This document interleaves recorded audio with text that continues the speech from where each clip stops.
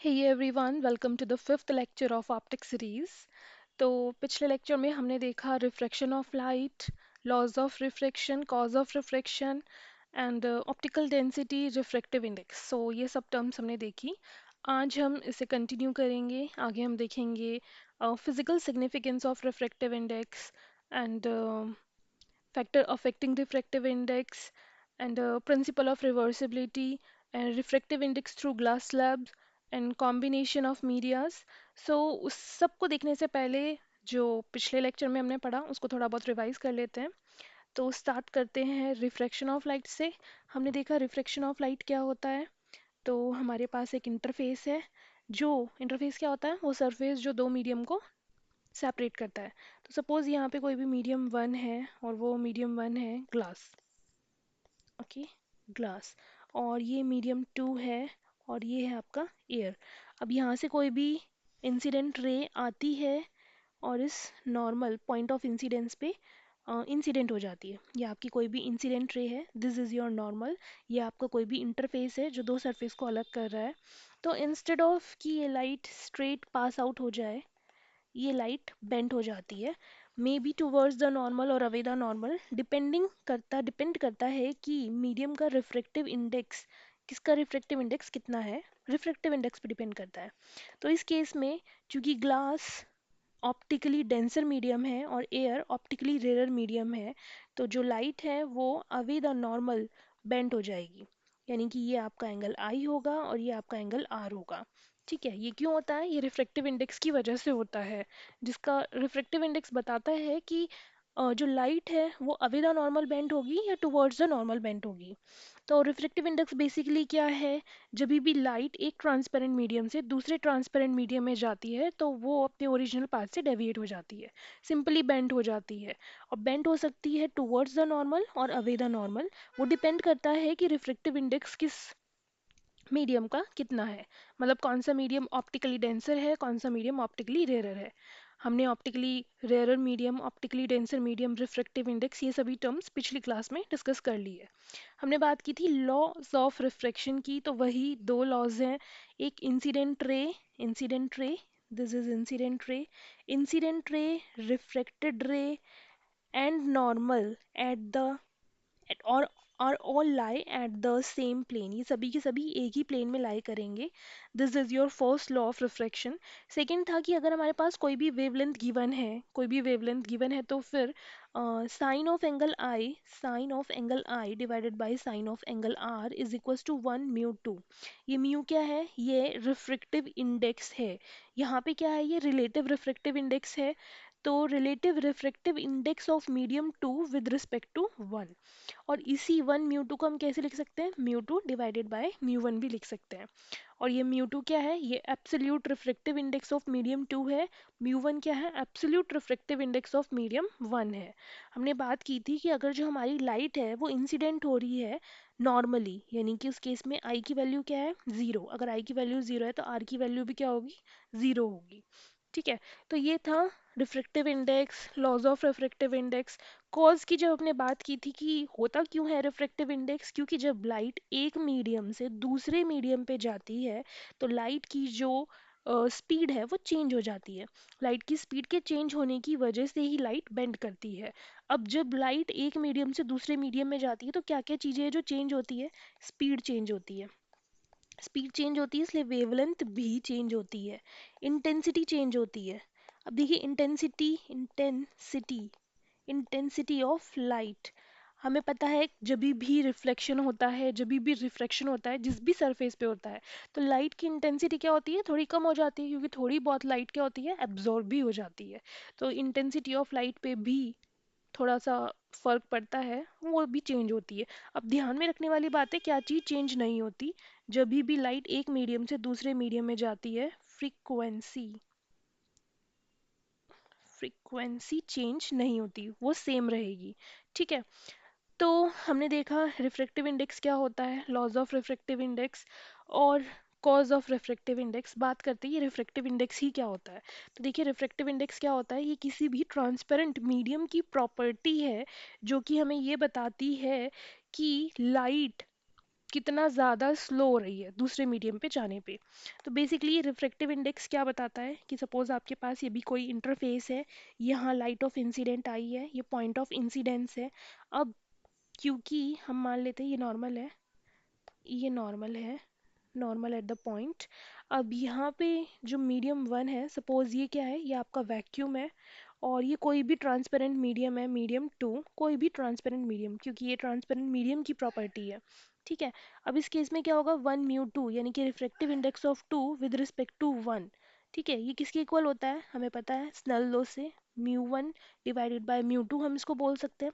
अब वैक्यूम में speed of light क्या होगी, v1 होगी, इस मीडियम में आएगी तो स्पीड ऑफ लाइट चेंज होएगी, v2 हो जाएगी। तो हमने कहा कि ये हो गई v1, ये हो गया v2। अब हम बात कर रहे हैं कि ये वैक्यूम है, तो वैक्यूम में तो स्पीड ऑफ लाइट कितनी होती है, c के इक्वल होती है, 3 × 10⁻⁻³ मीटर पर सेकेंड। और अगर मैं बात करूँ v2, कोई भी ट्रांसपेरेंट मीडियम है, उसमें स्पीड ऑफ लाइट कितनी हो गई, v हो गई। तो मेरे पास ये फॉर्मूला आता है। रिफ्रैक्टिव इंडेक्स हमें बेसिकली ये बताता है, it gives the ratio of speed of light in vacuum to the speed of light in that medium. तो रिफ्रैक्टिव इंडेक्स की यहाँ से एक डेफिनेशन निकल के आ जाती है, दैट रिफ्रैक्टिव इंडेक्स, अरे ओके, तो refractive index is the ratio of speed of light in vacuum to the speed of light in that medium. हमने बात की थी, ये तो हो गया रिफ्रैक्टिव इंडेक्स। अब चीज़ आती है कि हम बोल रहे हैं कि ऑप्टिकली डेंसर मीडियम से ऑप्टिकली रेयर मीडियम में जा रहा है, ऑप्टिकली रेयर मीडियम से ऑप्टिकली डेंसर मीडियम में जा रहा है। तो ये ऑप्टिकल डेंसर मीडियम क्या है। तो देखिए ऑप्टिकल रेयर और डेंसर मीडियम क्या होता है, सबसे पहले बात करते हैं ऑप्टिकल डेंसिटी की। ये ऑप्टिकल डेंसिटी क्या होती है, ऑप्टिकल डेंसिटी, हमारे पास एक चीज़ होती है मास डेंसिटी, जो होती है मास अपॉन वॉल्यूम, ये बिल्कुल भी उस पर डिपेंड नहीं करता। ऑप्टिकल डेंसिटी डिपेंड करता है कि स्पीड ऑफ लाइट कितना है मीडियम का, और ना कि इस चीज़ पर डिपेंड करता है कि जो मीडियम है वो कितना हैवी फील हो रहा है या कितना डेंस फील हो रहा है। तो बेसिकली जो ऑप्टिकल डेंसिटी होता है ये हमें बताता है कि उस मीडियम पे आने पे लाइट कितना स्लो डाउन हो गई है जब वो उस मीडियम से पास हो रही है। उस मीडियम से मतलब वैक्यूम से जो दूसरे मीडियम में लाइट आई है, तो वो उस मीडियम में आने पर कितना ज़्यादा स्लो डाउन हो गई है। सिर्फ वैक्यूम से नहीं, वैक्यूम हम यहाँ पे सिर्फ समझने के लिए ले रहे हैं, कभी भी लाइट एक मीडियम से दूसरे मीडियम में आती है तो वो कितना ज़्यादा स्लो डाउन हो गई है, उसे उस हम क्या कह रहे हैं, उसकी ऑप्टिकल डेंसिटी कह रहे हैं। तो अगर लाइट जो है वो स्लो हो जा रही है मीडियम में, लाइट अगर स्लो हो जा रही है मीडियम में, तो हम उसे कहेंगे कि ये ऑप्टिकली डेंसर मीडियम है। ठीक है। और अगर लाइट जो है उस मीडियम में आके स्पीड बढ़ जा रही है, फास्ट हो जा रही है, तो हम कहेंगे कि यानी कि वो जो ऑब्जेक्ट है वो क्या है, ऑप्टिकली रेयर मीडियम है। अब लाइट जब भी ऑप्टिकली रेयर मीडियम से डेंसर मीडियम में जाती है, तो टुवर्ड्स द नॉर्मल बेंड हो जाती है, डेंसर मीडियम जाने पे टुवर्ड्स द नॉर्मल बेंड होती है। और जब भी डेंसर से ऑप्टिकली रेयर मीडियम में जाती है तो अवे द नॉर्मल बेंड हो जाती है। अब यहाँ पे एक चीज आती है कि mu is equals to C upon V, यानी कि जो रिफ्रैक्टिव इंडेक्स है अ, वो डिपेंड करता है वेलोसिटी पे, यानी कि अगर वेलोसिटी किसी भी ऑब्जेक्ट की ज़्यादा होगी तो रिफ्रैक्टिव इंडेक्स क्या होगा, कम होगा, और वेलोसिटी कम होगी तो रिफ्रैक्टिव इंडेक्स क्या होगा, ज़्यादा होगा। तो अगर हम कोई भी केस ले रहे हैं कि सपोज जो लाइट है वो एयर से, सपोज ये आपका मीडियम है एयर और ये आपका मीडियम है ग्लास, और लाइट एयर से ग्लास में आ रही है, तो ग्लास में आने पर, यानी कि अगर मैं कहूँ एयर, तो एयर का जो रिफ्रैक्टिव इंडेक्स होता है, यानी कि वैक्यूम में अगर मैं कहूँ कि रिफ्रैक्टिव इंडेक्स, तो वैक्यूम में रिफ्रैक्टिव इंडेक्स होता है 1। और अगर मैं बात करूँ ग्लास की, तो ग्लास में रिफ्रैक्टिव इंडेक्स होता है 1.5, यानी कि इसका रिफ्रैक्टिव इंडेक्स ज़्यादा है। और अगर रिफ्रैक्टिव इंडेक्स ज़्यादा है तो वेलोसिटी क्या होगी, कम होगी। और अगर वेलोसिटी कम होगी तो यानी कि क्या हुआ, ऑप्टिकली डेंसर मीडियम हुआ। यानी कि ग्लास आपका क्या है, ऑप्टिकली डेंसर मीडियम है, और एयर क्या है, ऑप्टिकली रेयर मीडियम है। तो इस केस में जब ये लाइट इंसिडेंट होगी तो ये टुवर्ड्स द नॉर्मल बेंट हो जाएगी, और यही है आपका रिफ्रैक्शन ऑफ लाइट, इसे कहते हैं ऑप्टिकल डेंसिटी। तो दिस इज ऑल जो हमने प्रीवियस लेक्चर में पढ़ा था। अब हम बात करते हैं आगे की। तो आगे है physical significance of refractive index. Refractive index हमें बताता क्या है, it tells the direction of bending of light, किस डायरेक्शन में लाइट बेंड होएगी, टुवर्ड्स द नॉर्मल बेंड होगी या अवे द नॉर्मल बेंड होगी। ये हमें बताता कौन है, रिफ्रैक्टिव इंडेक्स बताता है। तो सपोज हमारे पास ये कोई भी इंटरफेस है, ये आपके पास नॉर्मल है, ये पॉइंट ऑफ इंसिडेंट पे कोई भी लाइट, इंसिडेंट हो रही है, this is point of incidence. Okay, this is point of incidence. यहाँ पे आके कोई भी इंसिडेंट हो रही है, सपोज इस मीडियम का जो रिफ्रेक्टिव इंडेक्स है वो म्यू 1 है, ये जो एंगल बना रही है वो आई एंगल बना रही है, और सपोज ये म्यू 2 है और म्यू 2 ज़्यादा है म्यू 1 से, यानी कि रिफ्रेक्टिव इंडेक्स ज़्यादा है म्यू सेकेंड मीडियम का फर्स्ट मीडियम से। तो अगर रिफ्रेक्टिव इंडेक्स ज़्यादा है तो स्पीड क्या होगी, कम होगी। स्पीड कम होगी तो टूवर्ड्स द नॉर्मल ये बेंड हो जाएगा। अब देखिए क्या होता है, हमारे पास स्नेल लॉ से हमें पता है कि sine I divided by sine R is equals to 1 mu 2, और इस 1 म्यू 2 को हम कैसे लिख सकते हैं, म्यू 2 बाय म्यू 1। और अभी हमने रिफ्रेक्टिव इंडेक्स में देखा कि ये जो म्यू 2 बाय म्यू 1 है, इसमें क्या हुआ, स्पीड, यहाँ पे स्पीड कितनी होगी v1, यहाँ पे स्पीड कितनी हो गई v2, तो मैं इसे लिख सकती हूँ v1 बाय v2। और मैंने कहा कि मेरे पास ऑलरेडी कंडीशन गिवन है कि mu 2 is greater than mu 1। तो अगर म्यू 2 म्यू 1 से ज़्यादा है तो मैं कह सकती हूँ sine I is also greater than sine R, यानी कि angle I is also greater than angle R. तो अगर आई आर से ज़्यादा है, तो अगर आई 60 डिग्री है तो आर की वैल्यू क्या होगी, लेस देन 60 डिग्री होगी। और ये लेस कब होगी, जब जो हमारी इंसिडेंट रिफ्रेक्टेड रे है वो टुवर्ड्स द नॉर्मल बेंड होगी। तो इसका फिजिकल सिग्निफिकेंस क्या है, यही कि हमें बताता है कि लाइट किस डायरेक्शन में बेंड होगी, अवे द नॉर्मल या टुवर्ड्स द नॉर्मल बेंड होगी। ऑल्सो ये हमें बताता है कि कितनी ज़्यादा स्पीड स्लो डाउन हो रही है। तो हमारे पास एक चीज़ आती है यहाँ पे, mu is equals to C upon V, यानी कि वी वेलोसिटी जितनी ज़्यादा होगी रिफ्रेक्टिव इंडेक्स उतना कम होगा। तो स्पीड कितनी स्लो हो रही है वो भी हमें किससे पता चलता है, रिफ्रेक्टिव इंडेक्स से पता चलता है। तो बात करते हैं next, factor affecting refractive index. अब रिफ्रैक्टिव इंडेक्स को क्या क्या चीज़ें अफेक्ट करती है वो हम देखते हैं। नेचर ऑफ मीडियम, मीडियम का नेचर क्या है, nature of surrounding medium, surrounding nature का मीडियम क्या है, ये दोनों चीज़ डिपेंड करती है कि रिफ्रैक्टिव इंडेक्स कितना होगा। अब सपोज़ हमारे पास कोई भी इंटरफेस है, यहाँ से कोई लाइट आ रही है, और सपोज़ ये जो इंटरफेस है ये दो मीडियम को सेपरेट कर रहा है, एयर को और ग्लास को। ये हमने नॉर्मल बना दी, और ये इंसिडेंट रे है जो नॉर्मल के साथ आई एंगल ड्रॉ कर रही है। अब चूंकि एयर क्या है, एयर में स्पीड ऑफ लाइट ज़्यादा होती है एज कम्पेयर टू ग्लास, यानी कि इसका refractive index suppose mu A है और ये refractive index suppose mu G है। तो हमें पता है कि म्यू ए क्या होगा, लेस देन होगा म्यू जी से, म्यू जी ज़्यादा होगा रिफ्रैक्टिव इंडेक्स ऑफ ग्लास। ठीक है, तो ग्लास में स्पीड ऑफ लाइट क्या होगी, कम होगी, तो ये टूवर्ड्स द नॉर्मल बेंड हो जाएगी। ये आपकी हो गई रिफ्रैक्टिव रे। अब अगर मैं कहूँ कि यही एक सेकंड केस ले लेती हूँ जिसमें कि आपके पास ग्लास है, ऊपर ग्लास है मीडियम और नीचे सपोज वाटर है। अब ग्लास का जो रिफ्रैक्टिव इंडेक्स होता है वो होता है लगभग 1.5, और अगर मैं बात करूँ वाटर की तो वाटर का रिफ्रैक्टिव इंडेक्स होता है 1.33 अप्रॉक्स। तो यानी कि refractive index of glass is greater than refractive index of water. तो इस केस में क्या होगा, यानी कि जो हमारी ग्लास से इंसिडेंट रे आ रही है, इंसिडेंट रे यहाँ से आई एंगल बना रही है, तो ग्लास का ज़्यादा है, तो यानी कि स्पीड किसकी ज़्यादा होगी इस केस में, स्पीड वाटर में ज़्यादा होगी। यानी कि अगर मैं कहूँ स्पीड की बात तो स्पीड वाटर में ज़्यादा होगी, वाटर। तो इस केस में अवे द नॉर्मल रे ऑफ लाइट बेंड हो जाएगी। तो यानी कि रिफ्रैक्टिव इंडेक्स जो है वो डिपेंड कर रहा है कि मीडियम का नेचर क्या है, सराउंडिंग मीडियम का नेचर क्या है। ऑल्सो ये डिपेंड करता है कि टेम्परेचर क्या है, ये वेवलेंथ पे भी डिपेंड करता है। अब वेवलेंथ पे कैसे डिपेंड कर रहा है, सपोज आपके पास कोई एक ही प्रिज्म है, ठीक है, और उस एक प्रिज्म पे आप लाइट इंसिडेंट कर रहे हो। अब प्रिज्म पे जब भी लाइट इंसिडेंट होती है तो वो 7 कलर में डिवाइड हो जाती है, विबग्योर बनाती है। ठीक है, तो इस केस में क्या हुआ कि जो रेड लाइट है वो सबसे कम बेंड हो रही है, जबकि जो वॉयलेट लाइट है वो सबसे ज़्यादा बेंड हो रही है। ऐसा क्यों होता है, क्योंकि जो वॉयलेट का जो वेवलेंथ है, सॉरी, जो वॉयलेट कलर का जो रिफ्रैक्टिव इंडेक्स है वो ज़्यादा होता है एज कम्पेयर टू रेड। तो इसलिए क्या हो रहा है, लाइट जो सबसे ज़्यादा बेंड हो रही है वो रेड में हो रही, वॉयलेट में हो रही है, ना कि रेड में हो रही है। तो बेसिकली रिफ्रैक्टिव इंडेक्स आपका किस किस चीज़ पे डिपेंड कर रहा है, nature of medium, nature of surrounding medium, temperature and wavelength. ठीक है, बात करते हैं principle of reversibility of light. Principle of reversibility of light क्या होता है, so it is path followed by अ रे ऑफ लाइट इज रिवर्सिबल। इसमें क्या होता है कि आपके पास कोई भी रे ऑफ लाइट है, सपोज ये आपने रे ऑफ लाइट ली A B, A B C, C है, ठीक है, ए सी है।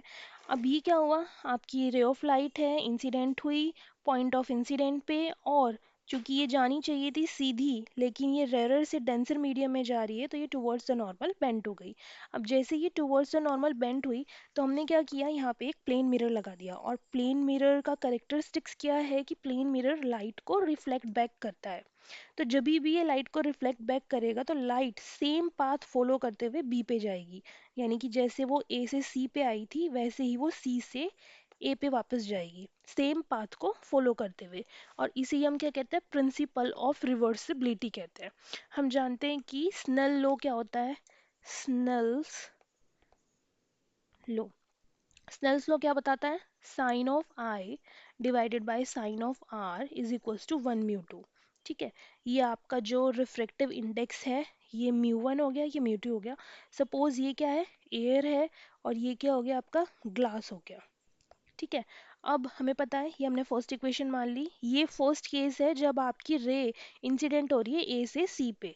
तो ए से सी पे जब इंसिडेंट हो रही है, तो sine I divided by sine R is equals to 1 mu 2। अब अगर मैं दोबारा यही स्नेल्स लॉ लगाती हूँ, तो sine of R divided by sine of I is equals to 2 mu 1, यानी कि refractive index of medium 1 with respect to 2। तो ये मेरी सेकेंड इक्वेशन होगी। अगर मैं दोनों इक्वेशन को मल्टीप्लाई कर दूँ, sine I divided by sine R divided by sine I is equals to 1 mu 2 multiply 2 mu 1।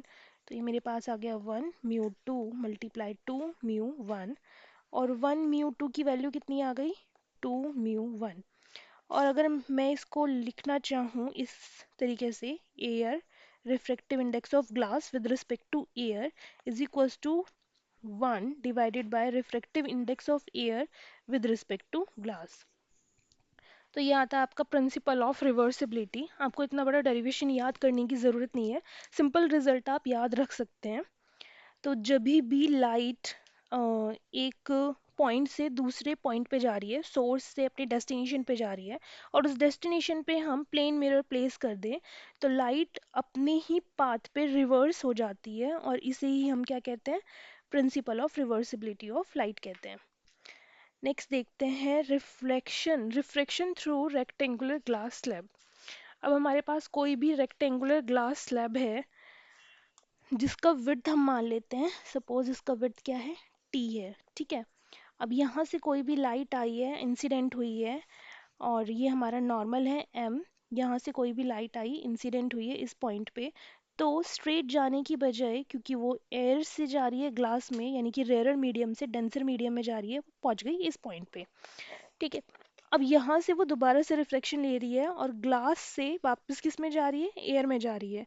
तो अब ये वाली जो रिफ्लेक्टेड रे है, ये इस इंटरफेस के लिए as a incident ray work करेगी। तो अब ये दोबारा से इसके लिए क्या है, इंसिडेंट रे है।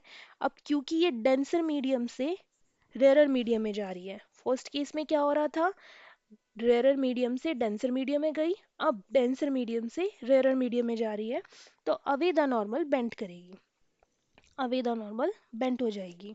ठीक है, अब हमने देखा ये हमारे पास क्लास 10th में एक्टिविटी भी थी, जिसमें हम दो नेल रखते हैं, पॉइंट ए पॉइंट बी, इधर पॉइंट सी पॉइंट डी आता है। तो हमारे पास ये एक्सटेंडेड इंसिडेंट रे है, जो कि इस इमर्जेंट रे के, ये जो वापस रे रिफ्लेक्ट हुई है, इसी को हम क्या कहते हैं, इमर्जेंट रे कहते हैं। और ये जो होती है, ये बिल्कुल पैरेलल होती है एक्सटेंडेड इंसिडेंट रे से। और ये जो बिल्कुल पैरेलल होती है, जो शिफ्ट क्रिएट करती है, इसी शिफ्ट को हम क्या कहते हैं, लेटरल शिफ्ट कहते हैं, या फिर लेटरल डिस्प्लेसमेंट कहते हैं। ठीक है, तो अब हमें देखना है इस लेटरल शिफ्ट के बारे में। तो जो लेटरल शिफ्ट होता है, सपोज इसको मैं डी, यहाँ पे हमने इसको डी बोल रखा है, तो डी की जो वैल्यू आती है, D is equals to T sine I bracket 1 - cos I divided by mu square minus sine square I whole power half. ठीक है, इसकी ये वैल्यू आती है। अब मुझे ऐसा केस लेना है कि ये जो d की वैल्यू है, d, ये जो डी की वैल्यू होती है ये मुझे मैक्सिमम लेनी है, और ये मैक्सिमम कितनी आती है, टी के इक्वल लेनी है। तो मैं टी के इक्वल कब ले सकती हूँ, जब ये मेरी वन से इधर वाली जो वैल्यू है, वन से जो भी वैल्यू माइनस हो रही है कम से कम आए। और ये कम से कम तब आ सकती है जब मेरे न्यूमरेटर की वैल्यू लेस हो डिनोमिनेटर की कंपेयर में। और मेरे न्यूमरेटर की वैल्यू लेस कब हो सकती है, अगर मैं आई की जगह क्या पुट कर दूँ, 90 डिग्री पुट कर दूँ। क्योंकि कॉस आई की वैल्यू मतलब कॉस 90 डिग्री की वैल्यू कितनी हो जाएगी, ज़ीरो। और साइन 90 की वैल्यू कितनी हो जाएगी, मैक्सिमम यानी कि वन। ठीक है। तो अगर मैं यहाँ पे 90 डिग्री पुट कर देती हूँ तो ये वाली जो मेरी वैल्यू है ये कम से कम आएगी, यानी कि वन से कम वैल्यू माइनस होगी। और मेरी अप्रॉक्स वैल्यू डी मैक्सिमम की टी के इक्वल आएगी, क्योंकि साइन आई की वैल्यू क्या हो जाएगी, 90 डिग्री साइन 90 यानी कि वन। तो लगभग लगभग टी मैक्सिमम मेरा, डी मैक्सिमम मेरा टी के इक्वल आएगा। ठीक है। तो अगर मैं ये वैल्यू 90 डिग्री पुट कर देती हूँ तो मेरे पास जो डी मैक्सिमम है, यानी कि लेटरल डिस्प्लेसमेंट है, मैक्सिमम कितना हो सकता है, वो टी के इक्वल आएगा। जिससे मुझे क्या पता चल रहा है कि मेरा मैक्सिमम लेटरल शिफ्ट जो है वो या तो कम होगा, लेस देन और इक्वल टू किसके, thickness of glass slab, thickness of glass slab. और ये मैं कह सकती हूँ कि D maximum is less than equal to T. तो यहाँ से ये जो लेटरल शिफ्ट है किस किस चीज़ पे डिपेंड कर रहा है, तो डी डिपेंड करता है इंसिडेंट एंगल पे, इंसिडेंट एंगल पे, इंसिडेंट एंगल पे डिपेंड कर रहा है क्योंकि आई की ही वैल्यू हमने पुट की है, तो सबसे ज़्यादा तो इंसिडेंट एंगल पे ही डिपेंड कर रहा है। फिर दूसरा ये डिपेंड कर रहा है थिकनेस पे, थिकनेस टी पे डिपेंड कर रहा है कि टी की वैल्यू कितनी है, क्योंकि डी मैक्सिमम मेरा टी के इक्वल ही आ रहा है। दूसरा ये डिपेंड कर रहा है म्यू पे, यानी कि म्यू ऑफ ग्लास, यानी कि रिफ्रैक्टिव इंडेक्स ऑफ ग्लास। तो रिफ्रैक्टिव इंडेक्स कितना है ग्लास का, इस चीज़ पे भी डिपेंड करता है। तो बेसिकली ये जो लेटरल शिफ्ट है, जब भी एक इंसिडेंट रे आती है और किसी एयर से, किसी भी रेयर मीडियम से ग्लास के अंदर जाती है, तो ग्लास पे जैसे ही वो जा रही है तो इंस्टेड ऑफ गोइंग स्ट्रेट वो बेंट हो जा रही है टुवर्ड्स द नॉर्मल। और यही जो रिफ्लेक्टेड रे है जब ये बाहर निकल रही है तो as a incident ray work करती है। और जब ये बाहर निकलती है तो इसे हम इमर्जेंट रे कहते हैं। ठीक है, ये जो एंगल बनाती है ये इमर्जेंट एंगल बना रही है। और ये जो शिफ्ट क्रिएट कर रही है एक्सटेंडेड इंसिडेंट रे और इमर्जेंट रे के बीच में, इसी शिफ्ट को हम क्या कहते हैं, लेटरल डिस्प्लेसमेंट कहते हैं। और इसी लेटरल डिस्प्लेसमेंट को हमने यहाँ पे निकाला है। ये लेटरल डिस्प्लेसमेंट का फॉर्मूला है। और ये मैक्सिमम कब आता है, ये मैक्सिमम तब आता है जब हम आई की वैल्यू 90 डिग्री रखें। यानी कि ये जो शिफ्ट है ये डिपेंड करता है कि आपके ग्लास स्लैब की थिकनेस कितनी है। ठीक है। नेक्स्ट आता है refraction through combination of media. अगर हमारे पास बहुत सारे मीडिया हों, जैसे कि पहले तो एयर है, फिर वाटर है, फिर ग्लास है, और फिर दोबारा से एयर है। हमें पता है एयर क्या है as compare to water, air is optically rarer medium, और यहाँ पे ये ऑप्टिकली डेंसर मीडियम है। लेकिन अगर हम बात करें वाटर और ग्लास की, तो ग्लास का रिफ्रैक्टिव इंडेक्स ज़्यादा होता है। तो इन दोनों के रिलेटिव जो वाटर है वो ऑप्टिकली रेयरर मीडियम है, और जो ग्लास है वो ऑप्टिकली डेंसर मीडियम है। और ग्लास और एयर की अगर हम बात करें तो ग्लास ऑप्टिकली डेंसर मीडियम है और एयर ऑप्टिकली रेयर मीडियम है। तो जब भी लाइट बहुत सारे मीडिया के कॉम्बिनेशन के थ्रू पास होती है, तो जब रिफ्रैक्शन होता है तो उस रिफ्रैक्शन को हम किस तरीके से निकालते हैं वो हम यहाँ पे देखेंगे। एयर से पहले आई वाटर में, और वाटर से फिर ग्लास में, ग्लास से फिर एयर में। तो यहाँ पे जो एयर है वो कैसा है, अगर मैं यहाँ पे एक नॉर्मल बना दूं तो एयर कैसा है, ऑप्टिकली रेयर मीडियम है। तो यानी कि यहाँ पे लाइट क्या होगी, टूवर्ड्स द नॉर्मल बेंड हो जाएगी। बात करते हैं वाटर की, तो वाटर में भी जो वाटर हो गया और ग्लास के कंपेयर में वाटर क्या है, ऑप्टिकली रेयर मीडियम है, और ग्लास क्या ऑप्टिकली डेंसर मीडियम है, तो दोबारा से वो टूवर्ड्स द नॉर्मल बेंड हो जाएगा। जब हम बात कर रहे हैं ग्लास की और एयर की, तो ग्लास ऑप्टिकली डेंसर मीडियम है और एयर ऑप्टिकली रेयर मीडियम है, तो अवे द नॉर्मल ये बेंट होगा। तो जब भी हमें ये निकालना होगा तो हम किस तरीके से निकालेंगे, सपोज हम सबसे पहले निकाल रहे हैं, इसे हम मान लेते हैं 1 2 3 4। तो हमारे पास 4 मीडियम्स हो गए यहाँ पे।